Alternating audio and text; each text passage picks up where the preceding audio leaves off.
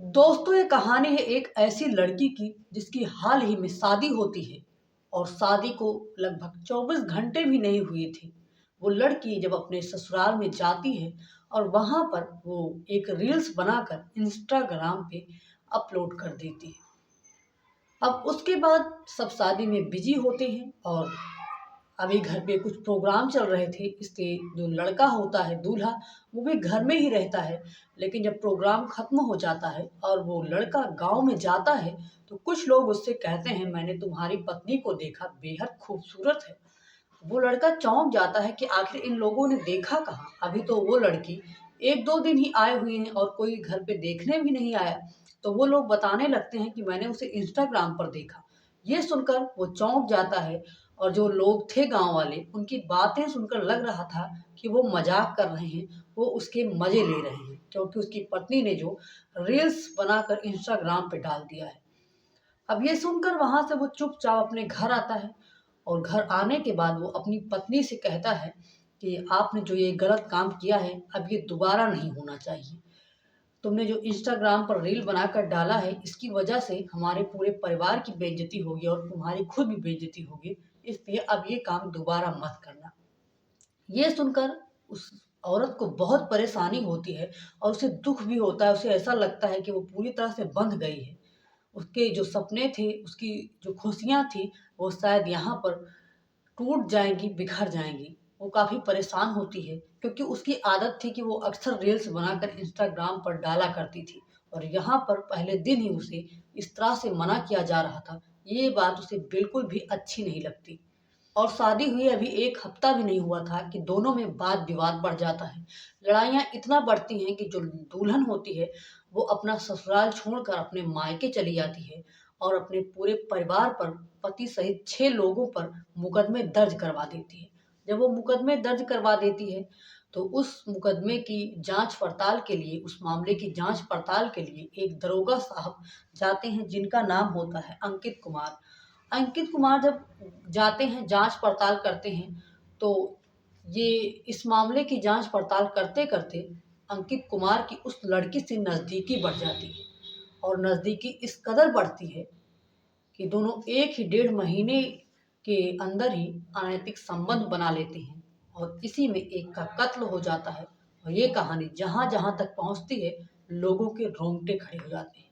आज की जो ये सच्ची घटना है, इसे हम आपको सुनाएँ, उससे पहले हम आपको बता दें, अगर कहानी अच्छी लगे तो वीडियो को लाइक और चैनल को सब्सक्राइब करना बिल्कुल ना भूलें।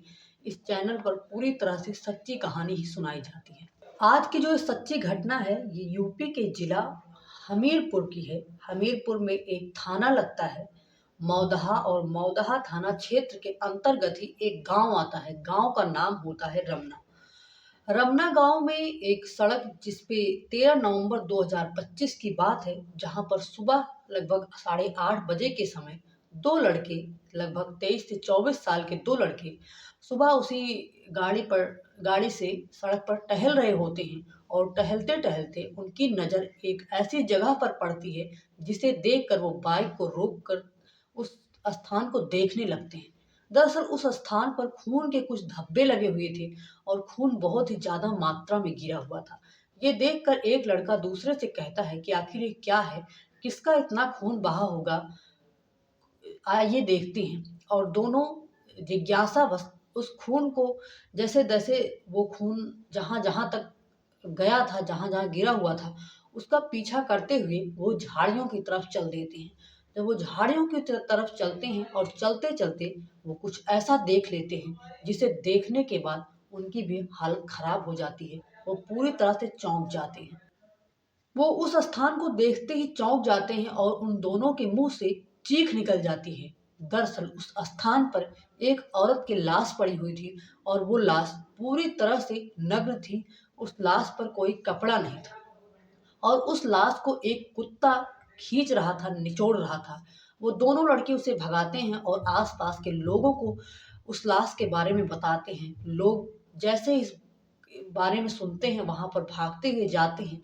वहाँ पर लोगों के भीड़ का जमघट मच जाता है और भीड़ की तादाद बढ़ती ही जा रही थी। तभी उसी में से कोई एक थाने पर फ़ोन करता है।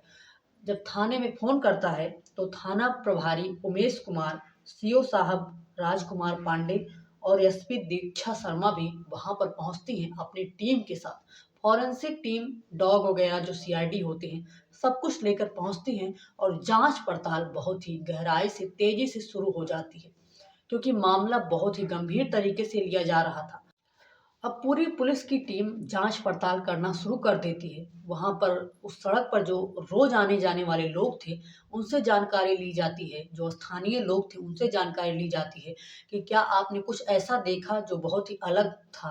कोई ऐसा, कोई इंसान जो कि कई दिनों से टहल रहा हो, किसी जुगाड़ में लग रहा हो। तो सबकी तरफ से एक ही जवाब आया कि हमने कुछ भी ऐसा नहीं देखा। कई सारी चीज़ें बिल्कुल नॉर्मल ही थी। हमें बिल्कुल अंदाज़ा नहीं था कि ये कैसे हुआ, ये घटना कैसे घटित हुई, कैसे ये लाश यहाँ पर आई। पुलिस सहित वहाँ पर उपस्थित सभी इंसान के मन में हज़ारों सवाल थे, जिसका जवाब अभी तक नहीं मिला हुआ था। अब जब पुलिस को जनता से कोई जवाब नहीं मिलता, तो पुलिस उस इलाके के 3 से 4 किलोमीटर अंतर्गत जो भी सीसीटीवी कैमरे लगे हुए थे, उसके लिए 3 टीमें गठित करती है और उन सीसीटीवी कैमरे को खंगालना शुरू करती है। एक-एक चीज़ बारीकी से देखना शुरू करती है।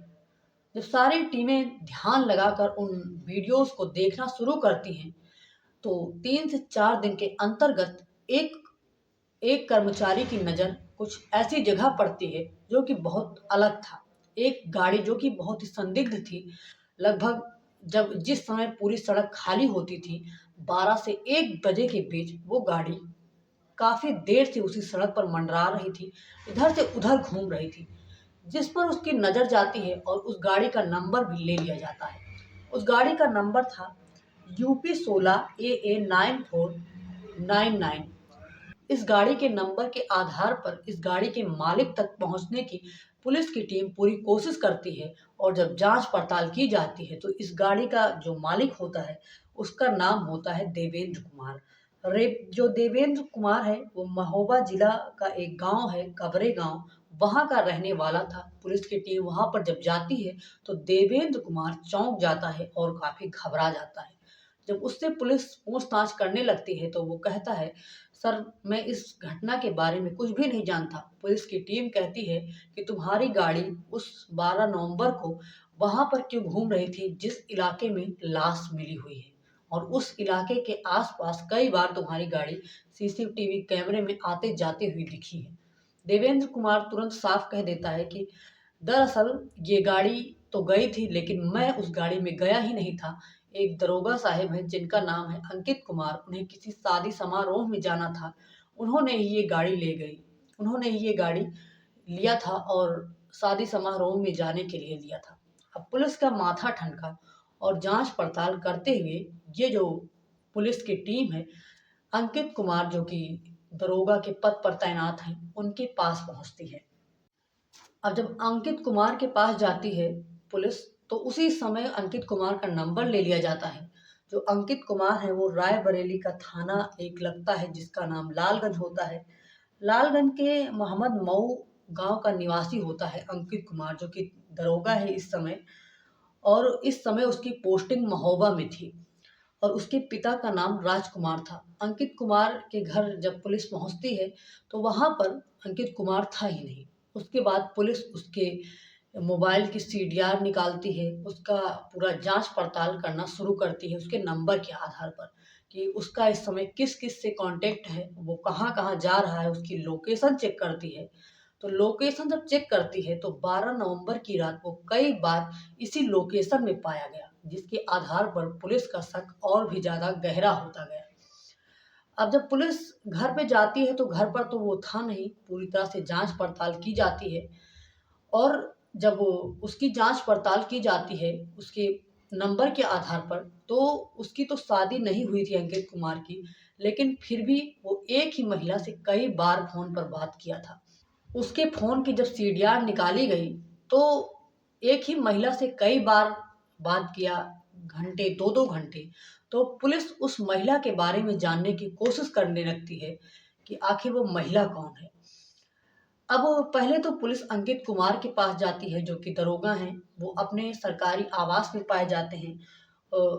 महोबा में उनकी पोस्टिंग थी, तो वहीं पर वो पाए जाते हैं और उनसे जाँच-पड़ताल के आधार पर पुलिस उनसे पूछताछ करना शुरू कर देती है। जाँच-पड़ताल में सबसे पहले जो पुलिस की टीम है, वो अंकित कुमार से उस महिला के बारे में जानने की कोशिश करती है। जाँच-पड़ताल करने पर पता चला कि उस महिला का नाम किरण देवी है। किरण किरण देवी जो कि जिसका पूरा नाम किरण यादव है, वो गाँव करवई का थाना क्षेत्र गाँव का नाम है मकरई और जो थाना क्षेत्र है, उसका नाम है करवई और जिला महोबा की रहने वाली वो महिला थी और जाँच-पड़ताल करने पर पता चला कि उसी महिला की ये लाश थी। अब तो पूरी तरह से मामला सामने आ गया था। पता तो चल गया कि ये जो अंकित कुमार है, वही इस महिला का कातिल हो सकता है और क्या कारण था, ये बस जानना था। अब जब जाँच-पड़ताल पुलिस करना शुरू करती है, तो महीना है साल 2023 का, फरवरी का महीना जिसमें उस किरण यादव की शादी हुई थी और घर से आपसी वाद-विवाद चलने लगते हैं। और जब आपसी वाद-विवाद चलने लगते हैं, तो उस महिला ने अपने घरवालों के ऊपर मुकदमा दर्ज करके वो अपने घर चली आती है। मुकदमे में उसने लिखवाया था कि उसका जो पति विनोद है, वो दहेज के लिए उसे मारता-पीटता था और जून में उसका गर्भपात भी करवा दिया गया और उसको ज़हर देकर मारने की कोशिश भी की गई अगस्त महीने में। यही सब मुकदमा वो दर्ज करवाकर अपने मायके चली आई थी और इसी बीच उसकी जाँच-पड़ताल के लिए ये जो मामला है, वो मधुरेश कुमार को दिया जाता है। मधुरेश कुमार त्रिपाठी वो कुछ दिन तक इस मामले की जाँच-पड़ताल करते हैं, लेकिन कुछ दिन के बाद उनकी दूसरी जगह पोस्टिंग हो जाती है, तो ये मामला अंकित कुमार को दिया जाता है। दरोगा अंकित कुमार जिसे इस समय हिरासत में दिया गया है और उन्हें जब हिरासत में मतलब उनको जब ये मामला दिया जाता है, तो वो कई बार उस महिला के पास जाते हैं और धीरे-धीरे पता नहीं ऐसा क्या हुआ कि दोनों टच में आ जाते हैं और धीरे-धीरे दोनों के संबंध प्रगाढ़ होने लगते हैं और दोनों के अनैतिक संबंध भी बन जाते हैं। दोनों घंटों-घंटों तक बात करते हैं। एक तरफ से दोनों का कह सकते हैं कि दोनों का अफ़ेयर चलने लगा। लेकिन धीरे-धीरे जब ये प्यार ग गहरा हो गया तो जो किरण यादव थी, वो अंकित कुमार दरोगा से कहने लगती हैं कि मुझे तुमसे शादी करना है।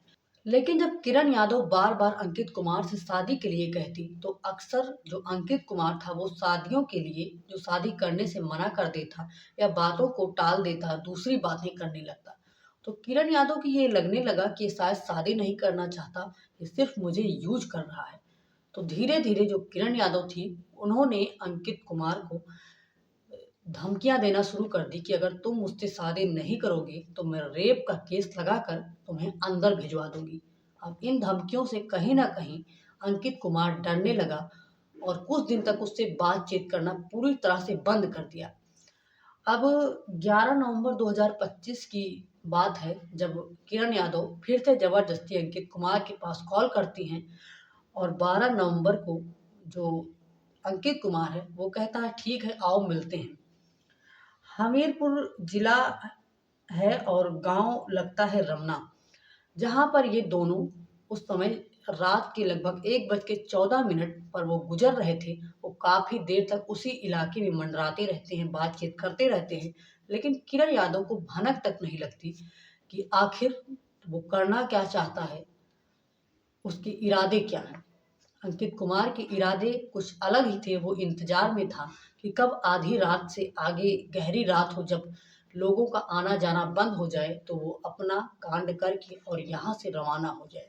लेकिन किरण को लगा कि शायद अंकित कुमार फिर से रिश्ते में आना चाहता है और शायद उससे शादी भी करना चाहता है, क्योंकि अंकित कुमार ने यही कहकर बुलाया था कि आओ मिलते हैं, अब हम तुमसे शादी ज़रूर करेंगे और अपने घर पर बताया था कि हम शादी समारोह में जा रहे हैं और इसके लिए वो जो गाड़ी का मालिक था उससे गाड़ी लेता है और शादी समारोह का बहाना बताकर वो किरण यादव को अपने साथ लेकर जाता है और किरण यादव अपने घर में भी नहीं बताती और वो अंकित कुमार के साथ चली आती है। और जैसे ही रात गहरी होती है, 1:14 का वक्त होता है, वो मौका पाकर अपने गाड़ी में रखे रॉड से कई बार गाड़ी को अपने पहले रोकता है और उससे बात करते करते जब आना जाना सबका बंद हो जाता है, तभी वो अपनी गाड़ी से एक रॉड निकालता है और किरण यादव के सर पर कई बार वार करता है और उसके बाद उसका गला घोंट देता है और उसकी जान निकल जाती है। और उसके बाद वो मौका देखकर उसकी लाश को झाड़ियों में ले जाकर फेंक देता है और वो वहाँ से रवाना हो जाता है। दोस्तों, ये कहानी पूरी तरह से सच्ची घटना पर आधारित थी और इस कहानी में जो ये अंकित कुमार है, अब पुलिस ने उसे गिरफ्तार कर लिया है और पुलिस पूरी तरह से जांच पड़ताल कर रही है और इस इंसान को कड़ी से कड़ी सजा होनी चाहिए। और इसीलिए कहते हैं कि जो भी काम करो आप अपने घर में बताकर ज़रूर करो।